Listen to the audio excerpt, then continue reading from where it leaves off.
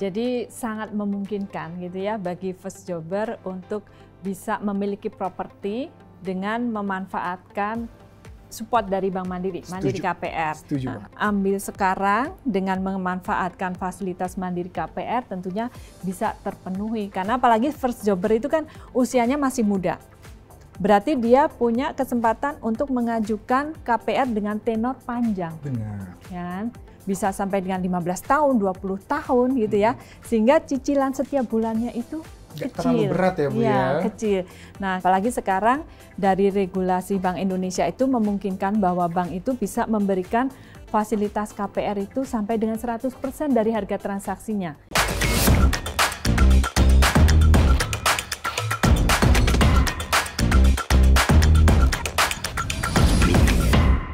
Halo Property People, apa kabarnya? Welcome to Monday, my online consultation day. Perkenalkan, saya Egy Tri yang akan menemani kamu semuanya di Monday kali ini yang akan merupakan bagian dari rangkaian acara Mandiri Festival Properti Indonesia Online 2022. Dikarenakan masih dalam suasana lebaran, Egy mau ngucapin nih, mohon maaf lahir dan batin buat kalian semua yang ada dimanapun.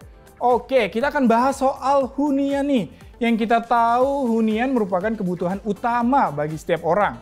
Bahkan setiap kalangan usia. Nah, lantas bagaimana nih dengan orang-orang yang baru saja memulai kerja atau memulai karirnya? Mungkin nggak sih kira-kira orang first jobbers dengan penghasilan yang masih terbatas punya keinginan untuk memiliki hunian sendiri? Atau seperti apa nih kira-kira pengaturan keuangannya? Nah, untuk itu hari ini kita akan tuntas semuanya di Monday hari ini yang bertemakan First Jobbers pasti bisa punya rumah. Nah, hari ini Egy udah kedatangan dua narasumber yang pastinya bisa memberikan insight yang sangat menarik buat kalian semua. Nah, yang pertama ada Ibu Ayu Pertiwi selaku Vice President Consumer Loans Group Bank Mandiri. Halo Ibu. Halo, siang Bro Egy, siang Property People semuanya, semoga selalu sehat. Amin. Dan selanjutnya ada narasumber kita nih, Mas Ken Henderson selaku founder of Gather Rich. Halo Mas. Halo Mas Egy, halo juga Property People. Apa kabarnya Mas? Wah, sehat, semangat. Buat Property People kita masih semangat. Baiklah. Apalagi habis liburan ya. Iya, liburan bener. lebaran yang panjang. Jadi sekarang semangat, saatnya Harus bersemangat. semangat dong. Karena Egy akan bagi-bagi hadiah nih buat 5 orang pemenang yang beruntung. Caranya gampang banget. Kalian tinggal langsung tulis pertanyaan. Sekarang juga nanti 5 orang yang beruntung kita akan kasih hadiah sebesar Rp200.000 masing-masing untuk 5 orang pemenang. Oke, sekarang saatnya kita tanya-tanya langsung nih ke narasumber yang pastinya bisa ngasih insight paling menarik dan bermanfaat buat kalian semua. Nah, Egy mau nanya yang pertama nih ke Mas Ken. Kira-kira Mas Ken buat first jobbers nih, bisa nggak sih punya rumah? Nah, coba jelaskan. Kalau first jobber itu yang namanya orang baru kerja, pada realitanya gajinya bisa dibilang masih standar lah, bisa ya UMR gitu ya. Masih benar-benar bawah. Jadi kalau langsung beli rumah sebenarnya nggak mudah. Tapi bukan nggak mungkin. Pasti bisa kalau direncanain. Oke. Jadi financial planning di sini itu kita emang harus tahu nantinya tujuannya seperti apa, rumah yang mau kita beli harganya seperti apa. Kita udah harus siapin dari jauh-jauh hari. Apalagi kita first jobber gitu ya. Intinya kita harus persiapkan dulu ya. Bisa sih bisa, cuman harus tetap diperhitungkan. Nah, ini Egy juga mau nanya ke Ibu Ayu. Kira-kira nih Bu Ayu, hunian apa sih yang cocok nih untuk para first jobbers kita? Ya, untuk first jobber itu biasanya mereka itu pilih huniannya itu yang modern, Iya, minimalis gitu ya. Kemudian yang stylish, karena kan sekarang dunia sosmed itu segitu dahsyatnya ya.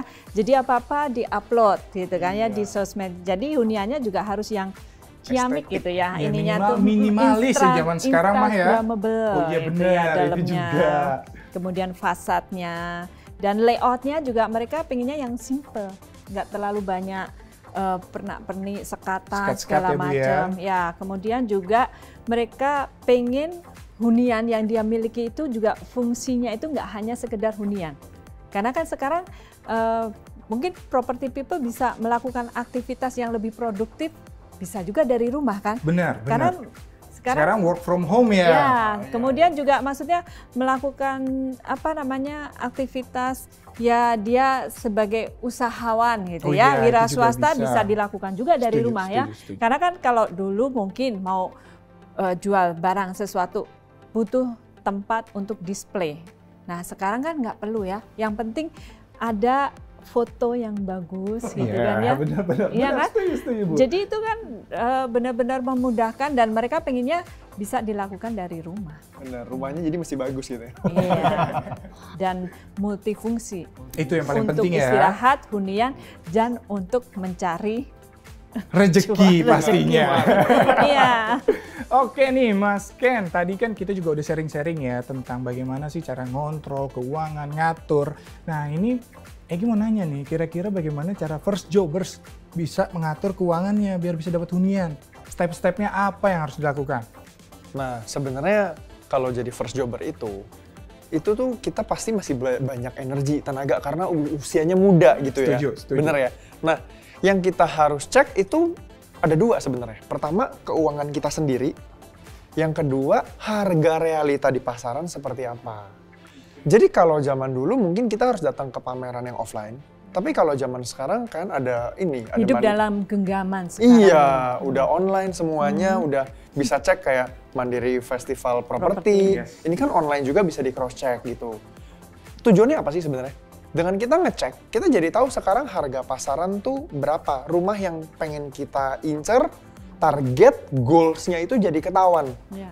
Nah kalau kita main bola kan ada yang namanya gawang, itu kan goal. Oke. Kalau kagak ada gawang ya kan bolanya muter di situ-situ doang kan. Benar. Nah ini adalah hal yang sama terjadi di keuangan. Kalau kita nggak bikin goalnya kita mau beli rumah harganya berapa, kita nggak ngecek karena merasa aduh masih jauh banget nih sama gaji, jadi ya udahlah merem aja gitu, ya nggak akan tercapai. Karena duitnya muter-muter ke tempat yang Nggak tepat. nggak jelas. Harusnya ya. Iya. Jadi dengan kita udah cross check goalsnya kita, udah lihat nih, dan kita ngecek sekarang keuangan kita berarti kita harus sisihin berapa. Jadi Nah, ketahuan itu kan? tuh. Kita First ngitung. jobers mungkin butuh tuh clue-cluenya kayak gimana? Coba jelasin Mas. Nah, kalau misalkan nih, ini cuma contoh aja Oke, ya. oke. Pasangan nih, dia udah pacaran, udah siap menikah gitu ya, sama-sama first jobber. Iya. Kalau kita ngomong let's say di Jakarta, Mhm. UMR-nya kita buletin 4,5 juta rupiah. Berarti kalau mereka join income, kan kalau KPR bisa join income ya Bu ya. Bisa. Berarti totalnya kan 9 juta. Mhm. Nah, ini 9 juta pakai buat kebutuhan hidup, lalu kita sisihkan 3 juta setiap bulannya untuk mau beli rumah. Kalau beli rumah kan butuh DP dulu. Iya, itu paling penting tuh. Susah rata-rata DP kan angkanya gede kan Mas ya? Nah, sebenarnya gede karena kelihatan di awal. Tapi kalau kita sisihin 3 juta setiap bulan, terus dikali 12 bulan, 1 tahun, itu kan berarti 36 juta. Iya. 36 juta dikali 3 tahun, itu 108 juta. Kalau 108 juta berarti DP rumah yang harganya 1 miliar udah bisa dong, karena 10% gitu kan. Iya.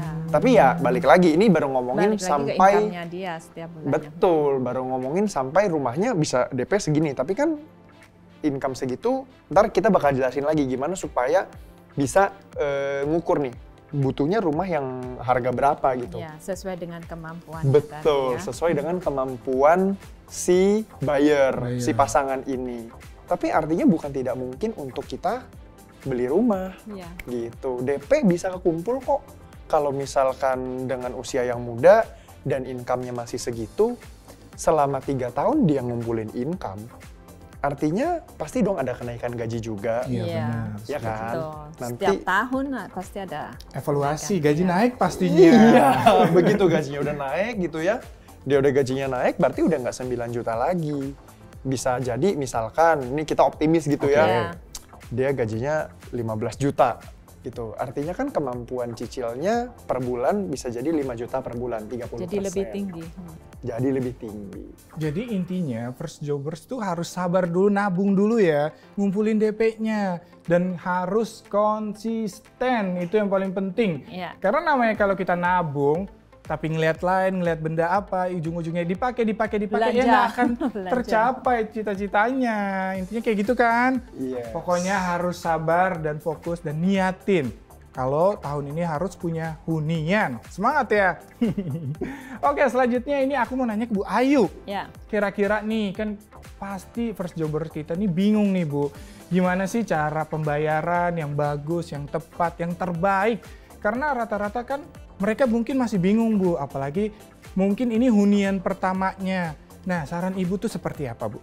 Ya, dengan adanya Mandiri KPR, ini benar-benar membantu first jobber di luar sana yang memang lagi pengen beli properti untuk memenuhi kebutuhan hidupnya. Karena kan properti kan salah satu kebutuhan utama kita hidup ya. Benar, jadi benar-benar harus diprioritaskan, menjadi skala prioritas kita untuk mengeluarkan ya income kita untuk memenuhi kebutuhan sehari-hari. Nah di sini Bank Mandiri tentunya akan mensupport untuk semua property people termasuk yang first jobber. Jadi nggak perlu khawatir gitu ya kalau wah aku ini baru kerja itu kan ya, incomeku baru sekian berarti aku nggak sanggup nih beli properti. Nah ini harus kita perhatikan properti yang mau dibeli harus sesuai dengan kemampuannya tadi. Karena kan sebenarnya harga properti itu kan range-nya kan lebar sekali. Ada yang mulai dari 100 juta, 150 juta sampai puluhan miliar. Nah, berarti kita sesuaikan dengan income kita sekarang sebagai first jobber itu berapa. Tadi kan di perbankan misalnya kan nggak perlu ngumpulin dulu duitnya untuk bayar secara tunai. Karena nanti apa? Begitu ngumpulin bertahun-tahun harga properti naiknya sudah luar biasa, nggak kekejar. Nah, jadi harus memanfaatkan support dari Bank Mandiri, Mandiri KPR sehingga dia bisa beli properti sekarang ini dengan harga sekarang. Karena setiap tahun itu properti naiknya luar biasa ya. Nah, sementara kenaikan income kita kalau misalnya sebagai karyawan nih ya, paling berapa sih kenaikannya setiap tahunnya? Range-nya rata-rata di 2,5 sampai dengan 5%. Kalaupun ada yang memberikan kenaikan income itu sampai dengan 10%, itu kayaknya bisa dihitung dengan jari. Apalagi dengan situasi sekarang ini. Sementara harga properti kenaikannya, kalau itu properti yang luar biasa strategis, kemudian juga prospek ke depannya itu sangat bagus, aksesnya juga sangat mendukung, terintegrasi, itu kenaikannya jauh lebih tinggi daripada kenaikan income. Makanya harus ambil sekarang dengan memanfaatkan fasilitas Mandiri KPR tentunya bisa terpenuhi. Karena apalagi first jobber itu kan usianya masih muda. Berarti dia punya kesempatan untuk mengajukan KPR dengan tenor panjang. Benar. Ya, bisa sampai dengan 15 tahun, 20 tahun gitu ya. Sehingga cicilan setiap bulannya itu Gak kecil. terlalu berat ya Bu ya? Kecil. Nah kita kan ada perhitungannya. Kalau tadi Broken kan menjelaskan bahwa paling tidak 30%, 40% dari income-nya setiap bulan itu kan itu disisihkan ya. Itu untuk kewajibannya dia gitu ya. Nah dengan menyisihkan tadi kalau misalnya untuk down payment-nya 30%, nah bank itu sebenarnya kita bisa memberikan toleransi itu sampai dengan 50%. Tapi kalau mau lebih konservatif biar lebih aman gitu ya, maksudnya lebih nyaman nih. Jadi sisanya juga lebih banyak, lebih dari 50% ya tadi konservatifnya kita hitung 30-40% deh dari incomeku ini untuk bayar kewajiban. Kalau di awal-awal untuk spend tadi tabungan down payment, nah kelanjutannya untuk pembayaran angsuran KPR-nya. Ya, apalagi sekarang dari regulasi Bank Indonesia itu memungkinkan bahwa bank itu bisa memberikan fasilitas KPR itu sampai dengan 100% dari harga transaksinya. Wow. Artinya property people nggak perlu menyediakan down payment. Oh, ada yang seperti itu juga ada ya yang Bu ya? seperti ini. Nah, dan Bank Mandiri juga mensupport kebijakan dari pemerintah tersebut, khususnya untuk yang nasabah existingnya Bank Mandiri. Misalnya salah satunya karyawan tersebut untuk penghasilannya itu pembayaran gajinya melalui Bank Mandiri. Nah, Bank Mandiri, payroll-nya melalui Bank Mandiri bisa tuh memberikan fasilitas pembiayaan sampai dengan 100%. Jadi nggak perlu ngumpulin tuh down payment-nya terlebih dahulu. Nah, berarti kan sangat memungkinkan kan sebagai first jobber tetap bisa punya kesempatan untuk beli properti. Nah, jadi udah tahu kan gimana cara melakukan pembayarannya? Langsung aja kepoin Mandiri KPR sekarang juga. Gampang banget, udah ada websitenya. Kalian gampang banget pokoknya dapat informasinya. Nah, nih Bu Ayu, Egy juga mau nanya nih. bagaimana nih animo pencari properti berusia muda. Dan kita tahu kan kemarin masih ada pelaksanaan Mandiri Festival Properti Indonesia. Kira-kira khusus First Jobbers nih kemarin animonya gede nggak tuh Bu? Ya, ini event Mandiri Festival Properti Indonesia ini kan perhelatan yang ketiga kali nih. Wow. Ya, ketiga kali selama pandemi ini secara online. Kalau dulu biasanya kita lakukan secara offline. Ya. Datang ya. Nah, tapi karena situasinya masuk situasi pandemi sehingga kita lakukan secara online, tapi kita tetap pengen memberikan informasi seluas-luasnya kepada property people. Dan dari hasil event yang sebelumnya itu dari data yang ada itu menunjukkan bahwa banyak kan nih ya property people yang mencari informasi ataupun melakukan transaksi dan bahkan mengajukan apply fasilitas Mandiri KPR itu usianya memang di rentang usia muda. Oh ya, gitu. 35 tahun ke bawah. Nah itu porsinya cukup besar. Kemudian juga mereka pilih propertinya itu yang size-nya sedang. 22 sampai dengan 70 meter persegi. Oh iya benar Bu, itu kayak rumahku juga Bu. Ya. Aku milihnya yang kayak gitu juga Bu. Dan ternyata itu juga inline dengan data yang ada di Bank Indonesia, OJK. Jadi memang kurang lebih sekitar 75% gitu ya dari semua transaksi pembelian properti itu menggunakan fasilitas KPR. Jadi perbandingan antara bayar cash, kemudian cash bertahap ke developer kalau memang dia belinya dari developer dibandingkan dengan KPR itu tetap didominasi menggunakan fasilitas KPR, 75,4%. Nah, berarti kan memang benar-benar banyak ya Bu ya. Banyak gitu dan maksudnya perlu support dari perbankan khususnya Bank Mandiri gitu ya. Kemudian yang kedua dari semua yang menggunakan fasilitas KPR itu data yang ada di OJK itu memang menunjukkan bahwa kurang lebih 64% itu mereka ambil properti yang size-nya itu sedang 22 sampai dengan 70 meter persegi. Kalau dari Bank Indonesia kan mereka membedakannya itu size-nya ada 3 kelompok. Size kecil itu sampai dengan 21 meter persegi. Kemudian size sedang itu 22 sampai dengan 70 meter persegi.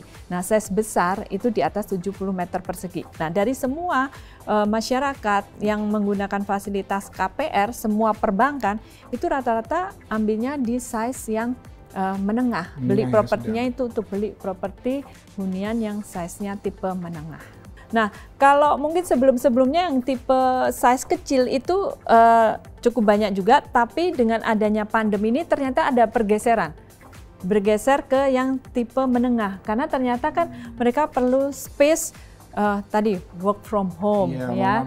Kemudian yang punya bisnis anak atau punya bisnis itu kan juga melakukan aktivitas dari rumah juga. Jadi ternyata perlu space. Kalau selama ini kan kayaknya pergi pagi-pagi, pulang malam gitu ya. Di rumah sudah nggak melakukan aktivitas yang terkait dengan pekerjaan ataupun dengan pendidikan gitu ya, ataupun dengan ibadah karena semuanya sudah dilakukan di luar rumah gitu ya. Jadi di rumah hanya istirahat gitu ya, mandi, istirahat, udah besok bangun pergi lagi. Nah, kemarin selama pandemi ternyata kan semua berkumpul di rumah melakukan aktivitas secara bersamaan, tapi aktivitasnya berbeda-beda. Nah, ternyata perlu space gitu ya. Jadi banyak yang hanya daripada beli yang kecil size-nya, ambil yang menengah sehingga ada beberapa layout ruangan yang difungsikan untuk tadi melakukan aktivitas terkait dengan WFH ataupun sekolah ya, pendidikan secara daring. Gitu. Jadi emang akhirnya kebutuhan property people juga berkembang ya Bu ya. Akhirnya karena kita lihat juga kan ada pandemi nih. Dan akhirnya memutuskan bener mending sekalian kalau memang kita bisa, apalagi ada Mandiri KPR ya udah gampang aja langsung pilih yang menengah lah ya Bu ya. Buat para first jobbers pokoknya gampang banget, kalian akan sangat dibantu oleh Mandiri KPR. Nah tadi kan Mas Ken Egy juga udah diskusi nih sebelum kita live nih ngobrol-ngobrol. Kira-kira nih ada nggak sih reference nih buat first jobbers kita? Range harga berapa kalau mereka pengen punya hunian? Nah, coba share-share kasih dong. Sebenarnya kalau harga relatif ya, harga relatif. Kalau tadi di pertanyaan sebelumnya kita udah sempat ngomong ngumpulin DP gitu ya. Tapi ada faktor yang kita perlu ngecek, kita punya keuangan. Kalau tadi kita kasih asumsi misalkan first jobber udah 3 tahun bekerja, lalu bisa punya income joinan 15 juta per bulan gitu. Berarti kita nyicil 5 juta per bulan. Nah, yang saya lakukan selama ini ketika mau transaksi properti pakai KPR, itu saya ngecek dulu pakai kalkulator. Simulasi ya? Iya, simulasi dong, supaya kita tahu estimasinya. Nah, kebetulan Mandiri KPR punya kalkulator juga. Iya. Jadi saya ngecek, saya lihat nih kalau misalkan income-nya 5 juta, kira-kira cicilan, income-nya 15 juta. 15 juta. Kalau cicilan 5 juta itu kira-kira bisa cocok yang berapa tahun gitu secara tenornya. Tenornya ya, realitasnya. Lalu saya masukin deh harganya. Nah, saya ketemu, kalau masukin harga di 800 juta, masukin di 800 juta, terus pakai bunga 4,48 ya? 484. Ya, 4,84%, 4,84%, hampir 5% tuh berarti. Itu dengan fix 5 tahun, betul ya? Iya, betul. Terus setelah tenornya 20 tahun, itu ketemu per bulannya 5.200 sekian ribu. Jadi artinya kalau ditanya harga, first jobber nih, property people yang first jobber bisa beli properti sampai dengan harga 800 juta. Oh, range-nya sekitar 800 jutaan ya. Itu dengan income 15 juta. Juta tuh, Ya. referensinya sudah dijelaskan, dikasih tahu simulasinya. Dan dikasih tahu juga udah ada kalkulator KPR Mandiri. Pokoknya gampang banget. Ya tinggal kita cari reference lah, rajin-rajin, googling atau datang langsung ya ke Festival Mandiri Properti Online. Bisa dapat semua informasi di situ, range-nya dari yang mungkin rumah kecil, sedang, sampai besar, ada semuanya. Pokoknya kalian harus rajin intinya ya. Nah, kira-kira gimana nih dari Bu Ayu sama Mas Ken? Ada pesan-pesan gak nih buat para first jobbers kita biar bisa punya hunian? Buat yang terakhirnya dikasih tahu deh. Ya.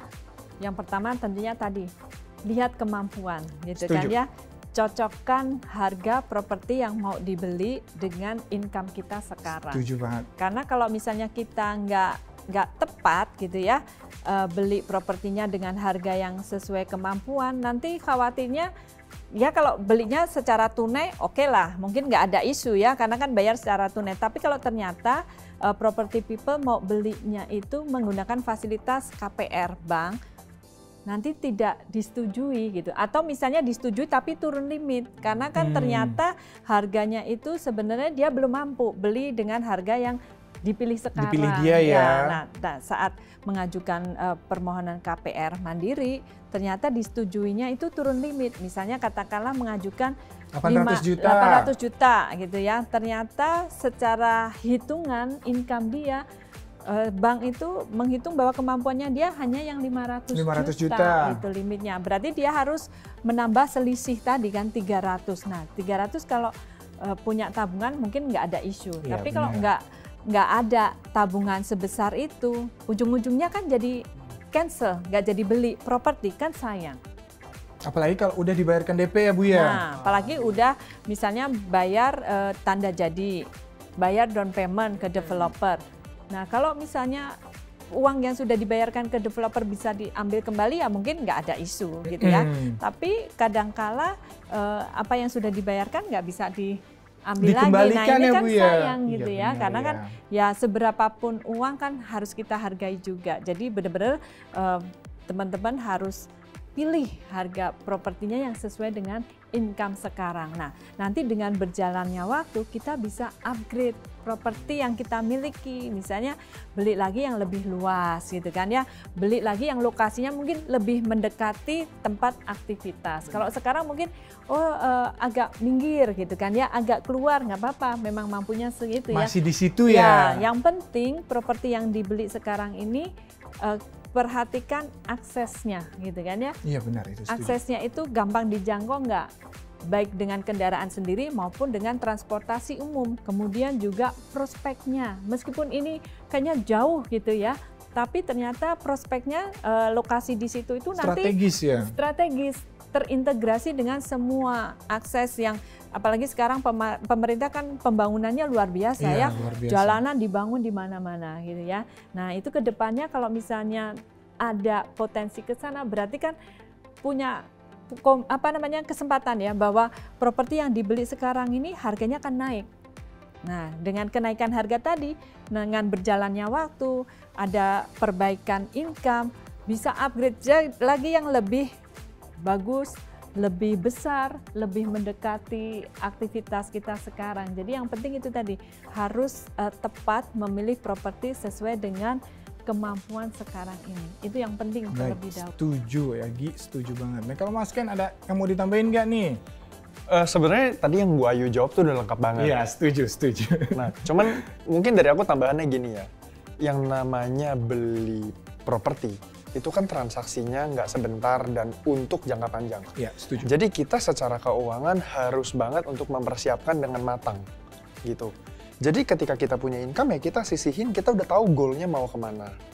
Terus gini, yang namanya beli properti itu kalau buat tinggal biasanya agak jodoh-jodohan, ya kan? Betul. Jadi abis ngecek dari online, terus kita datengin survei lokasi, survei langsung ya, buat dapat feelingnya. Dapat feelingnya, betul.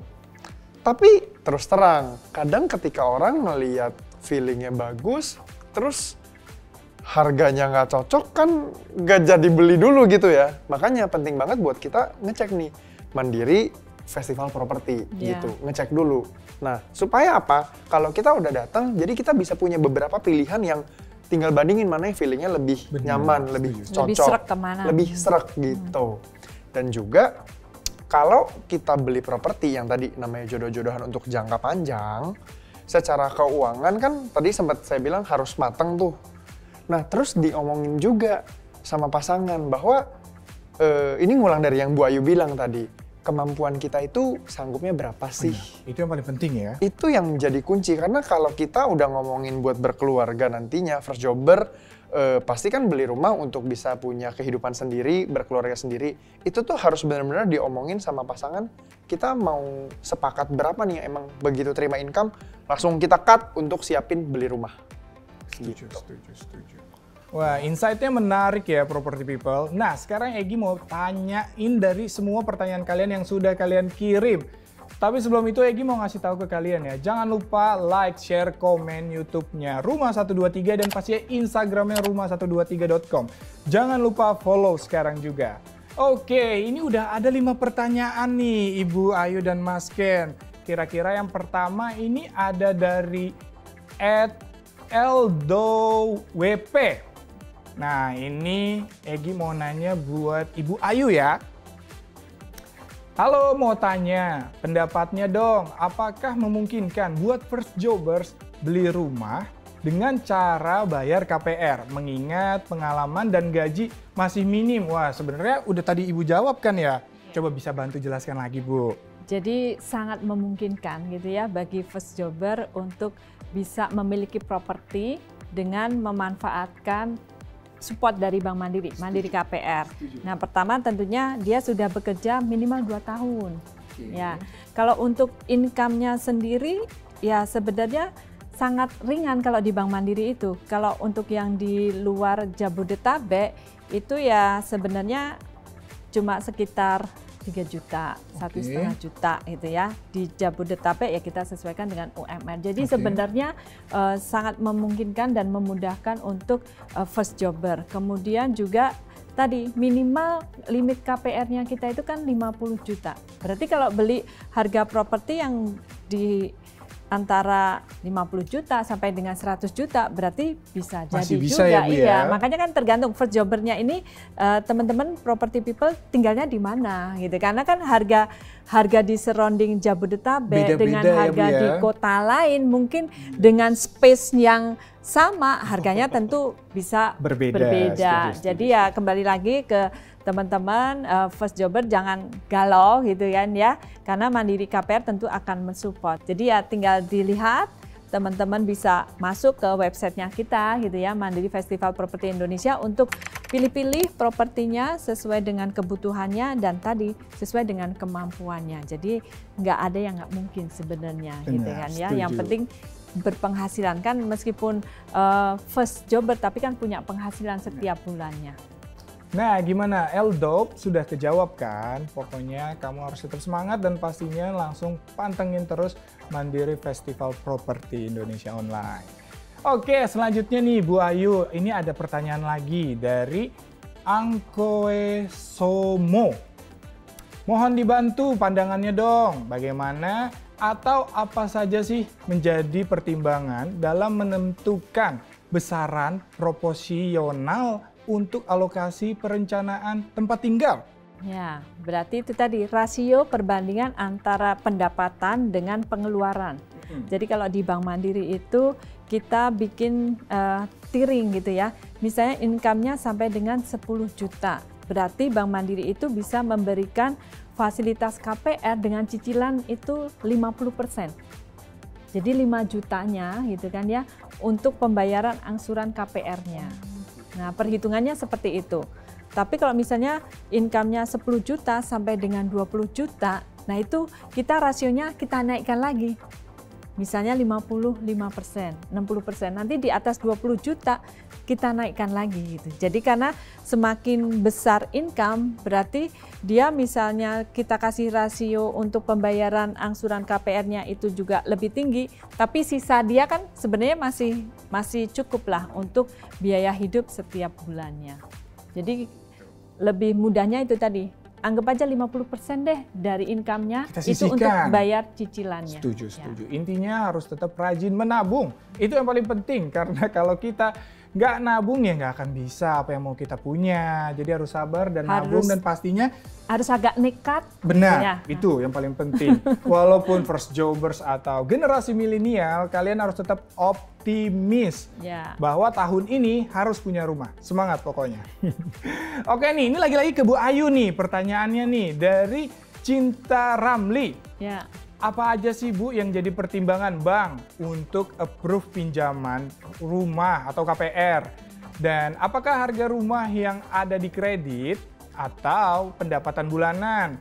Atau kalau bisa di-share juga nih syarat-syarat untuk mengajukan pinjaman ke bank. Gimana tuh Bu? Nah, jadi untuk bisa nih ya disetujui permohonan KPR-nya tentunya kita harus memenuhi persyaratan. Persyaratannya tuh ada 2. Persyaratan diri dari calon customer Bank Mandiri dan persyaratan dokumen. Nah, persyaratan diri itu pertama dia harus berpenghasilan. Setuju. Karena kalau nggak punya penghasilan nanti punya fasilitas hutang kewajiban itu akan memberatkan dia setiap bulannya kan kasihan.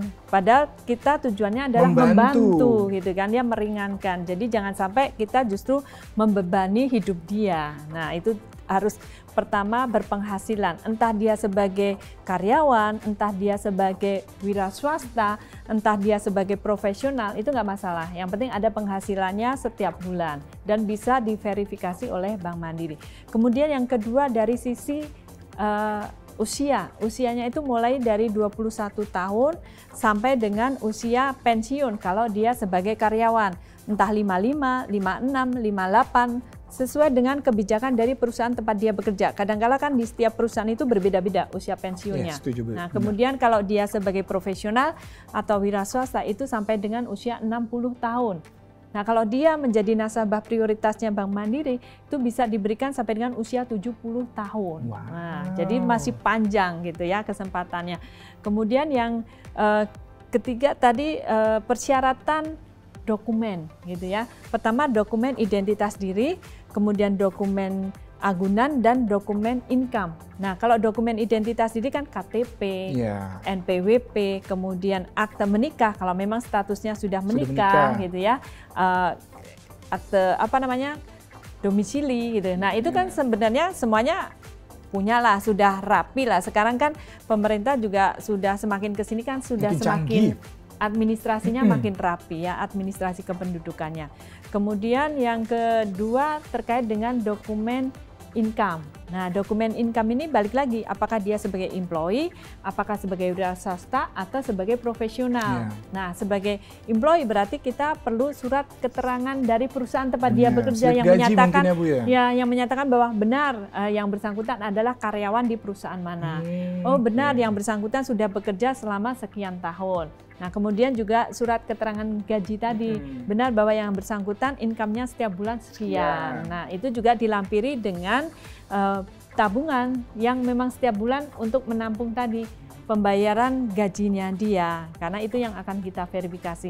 Nah, kalau dia sebagai profesional atau wira swasta, tambah lagi laporan keuangan dia, kontrak-kontrak dia, kemudian juga rekening tabungan dia. Karena dari situ kita akan lihat apakah benar sih income dia setiap bulannya sebesar itu seperti yang dia ajukan gitu.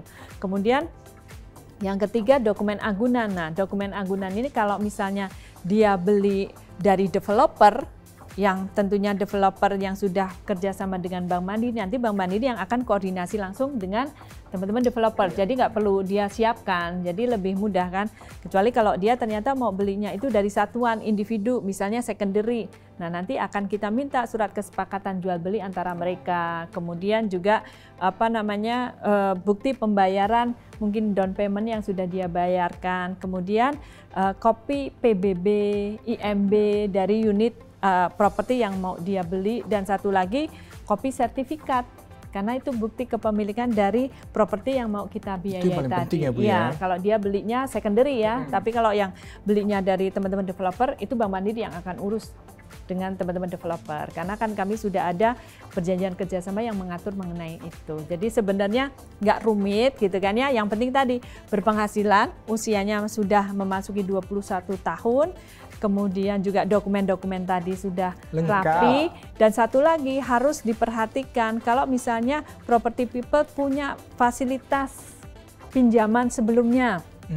Nah, itu kelancarannya itu juga harus diperhatikan, karena kadangkala ini menjadi ganjalan gitu ya. Karena selalu terrecord kan ya Bu? Iya, karena itu terrecord di OJK.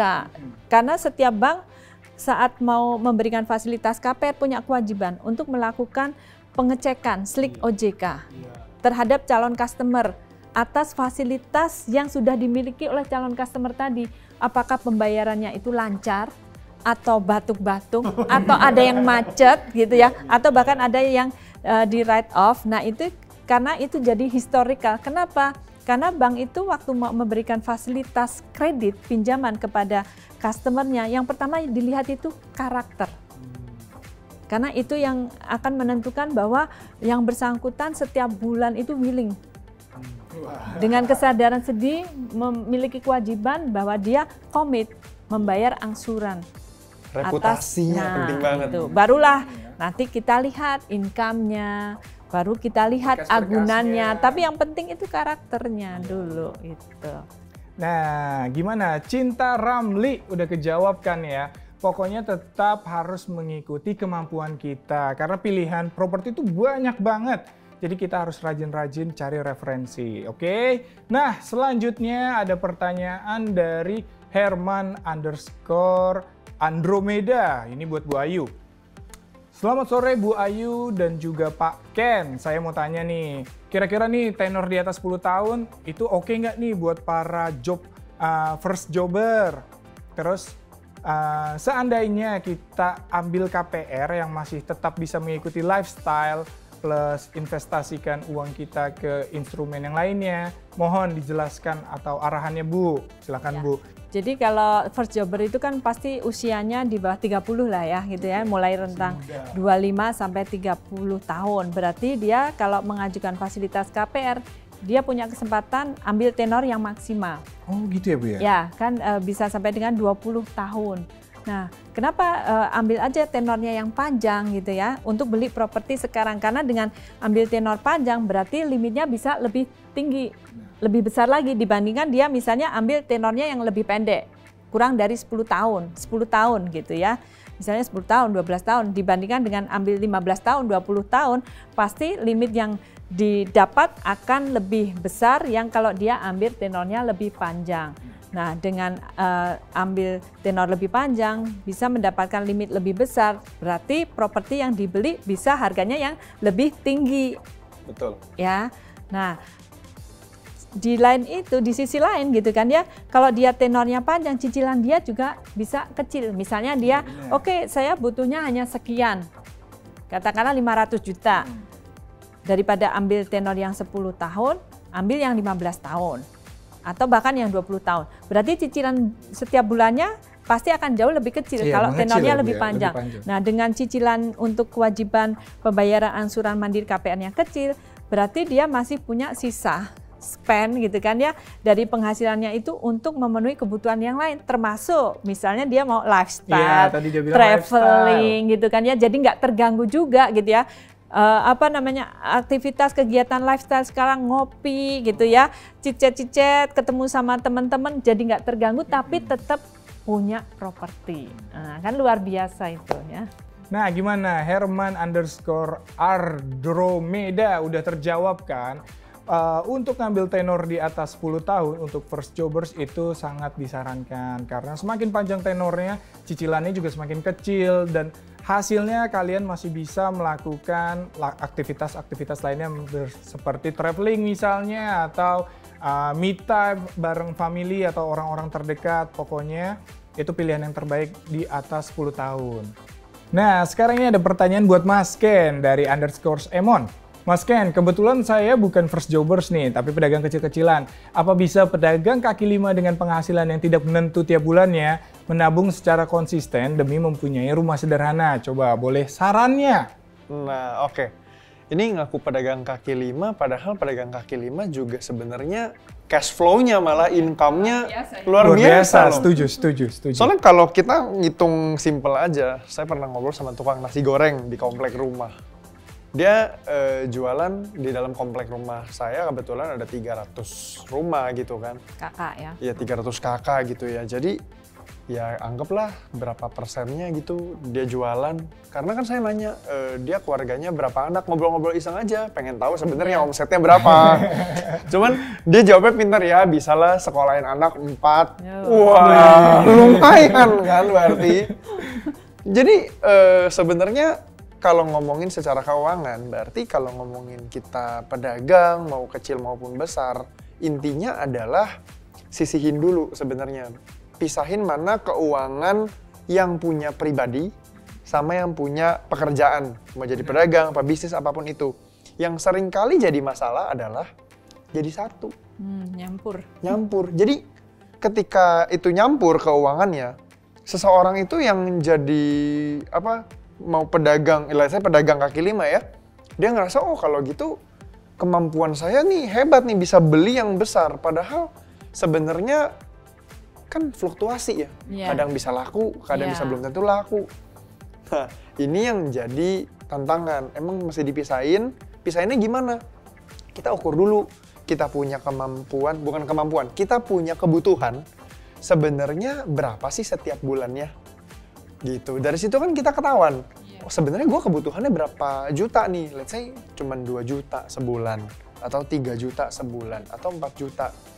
Nah dari 4 juta bandingkan dengan income yang kita terima dari penjualan tadi. Dari penjualan tadi, untungnya berapa, kita harus tarik dulu mana yang buat kita kebutuhan, mana yang bisa kita investasiin atau kita tabungin, dibagi-bagi lagi lah ya, dibagi-bagi lagi secara jelas, dan tetap punya kas di sini. Jangan Karena dikosongin ya. Jangan untuk dikosongin. menjalankan usahanya tadi kan. Betul. Modal dagangan. Buat modal dagangan. Biar cash flow-nya jalan lagi. Bener, biar cash flow-nya jalan lagi. Jadi kalau pertanyaannya bisa nggak sih nabung konsisten? Bisa. Bisa banget. Konsisten nabung bisa, one day bisa beli rumah pun bisa terwujud. Oke, Emon udah dijawab kan? Pokoknya intinya konsisten dan harus pintar bagi-bagi keuangannya, dibagi-bagi, jangan dicampur jadi satu. Karena kadang jadi bingung ya, wah taunya punya segini, ya udah buat ini. Padahal masih banyak keperluan-keperluan lainnya yang emang harus kita tepati. Nah, selamat ya buat 5 orang yang tadi pertanyaannya sudah dijawab. Nanti kalian akan mendapatkan hadiah dan pastinya dihubungi oleh tim Rumah 123 langsung untuk konfirmasi tentang hadiah ini. Dan saya juga ingin mengingatkan bahwa Mandiri Festival Properti Indonesia Online masih berlangsung hingga bulan Juni. Pastikan Property People mampu mewujudkan rumah impiannya bersama Mandiri KPR. Nikmati suku bunga KPR 3,63% dan berbagai promo menarik lainnya. Klik mandirifestivalproperty.com sekarang juga. Wah, senang sekali ya hari ini kita dapat insight yang sangat menarik dan pastinya bermanfaat buat property people. Dan sekali lagi Egi mau ngucapin terima kasih buat Bu Ayu dan Mas Ken sudah meluangkan waktunya untuk mampir ke Monday hari ini. Dan pastinya Egi juga mau ngucapin terima kasih buat property people yang sudah stay tune dari awal sampai akhir. Dan Egi juga mau ngingetin ke kalian semua, jangan lupa subscribe channel kita di Rumah 123. Dan pastinya follow Instagramnya kita juga. Nah, kalau begitu sampai jumpa di episode Monday berikutnya. Dari nyari sampai nempatin rumah baru, pastinya di Mandiri Festival Properti Indonesia Online. Karena kami ada buat kamu. Apapun jenis propertinya, Mandiri KPR solusinya. Saya Egi Tri, Bu Ayu, dan Mas Ken Terima pamit kasih undur banyak, diri. Property Bye-bye. People. Semoga bermanfaat. Sehat selalu ya. Semangat.